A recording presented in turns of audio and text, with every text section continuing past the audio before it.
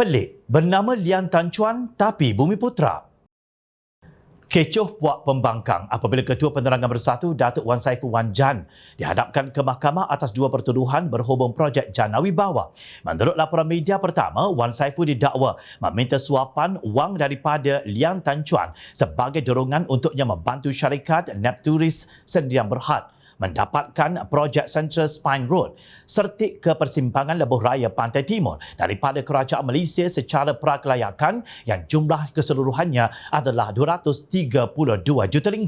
Kedua, Wan Saiful juga dituduh menerima bagi dirinya suatu suapan iaitu wang tunai sejumlah RM6.9 juta melalui akaun CIMB Bank Berhad milik syarikatnya WSA Advisory Group Sdn Bhd daripada akaun Maybank Islamic Berhad milik syarikat Nepturis Sdn Bhd sebagai upah membantu syarikat berkenaan mendapatkan surat setuju terima SST bagi projek tersebut. Tetapi apa itu Janawi Bawah?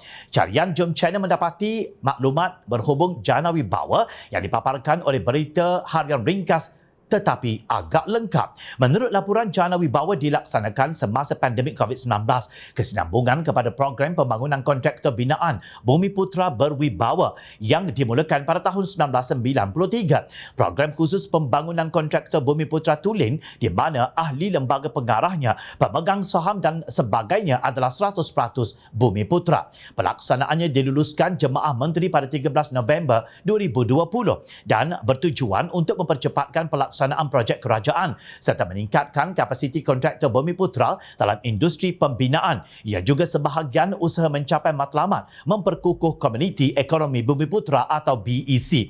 Penilaian untuk mengenal pasti syarikat yang layak menyertai program ini dilaksanakan berdasarkan dua fasa, iaitu fasa pertama di peringkat Kementerian Keuangan Malaysia MOF dan fasa seterusnya di peringkat agensi pelaksana. Fasa pertama, jawatan kuasa di peringkat MOF akan memastikan kesemua kriteria dipenuhi oleh calon-calon kontraktor Bumiputra. Ia termasuk kontraktor grade G7 dengan penarafan skor CIDB sekurang-kurangnya 3 bintang, mempunyai rekod yang baik dan berkeupayaan dari segi teknikal dan keuangan. Mereka juga tak boleh subkon kepada sesiapa. Manakala fasa kedua, kontraktor yang layak dan telah disenarai pendek akan dimaklumkan kepada agensi pelaksana seperti JKR, KPLB dan JPS bagi tujuan pelawaan untuk mengemukakan bidaan projek. Syarikat yang dipelawa akan bersaing untuk mengemukakan tawaran terbaik yang akan dipertimbangkan oleh pihak berkuasa melulus perolehan kerajaan. Jika didapati layak, syarikat akan dilantik oleh agensi pelaksana. Nampak macam best kan? Malah Presiden Bersatu Tan Sri Mahyadi Mak Yassin berkata Janawi Bawah adalah projek diusahakan Kementerian Keuangan MOF yang dicadangkan oleh Tengku Datuk Seri Zafrul Abdul Aziz ketika itu bagi membantu kontraktor Bumiputra yang terkesan teruk dengan pandemik COVID-19.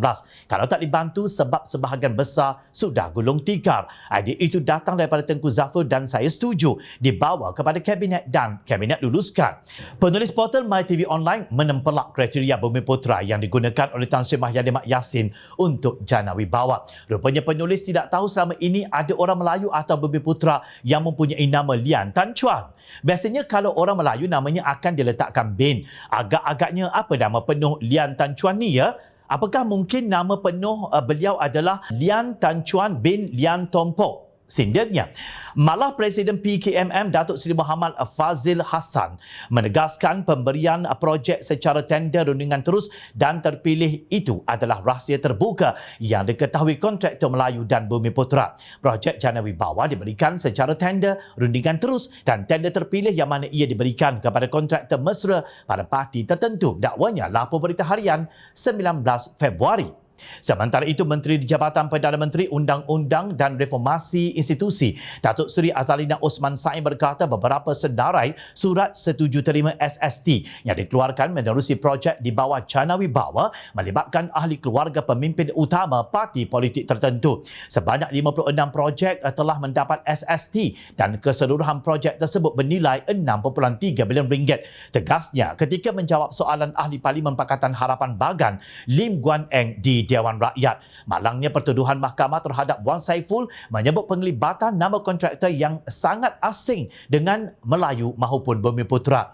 Dalam pada itu bukan hanya Lian Tan Chuan, nama Cina yang muncul dalam pertuduhan berhubung jana wibawa. Hari ini seorang ahli perniagaan didakwa di Mahkamah Seksyen Johor Bahru atas 9 pertuduhan meminta dan menerima rasuah yang berjumlah 12.8 juta ringgit berkaitan projek jana wibawa antara Julai 2021 hingga Oktober 2022. Tertuduh bernama Datuk Teo Wee Cheng yang juga pengarah SSH Furniture Sdn Bhd mengaku tidak bersalah selepas semua pertuduhan dibacakan dalam bahasa Mandarin di hadapan Hakim Datuk Ahmad Kamal Arifin Ismail.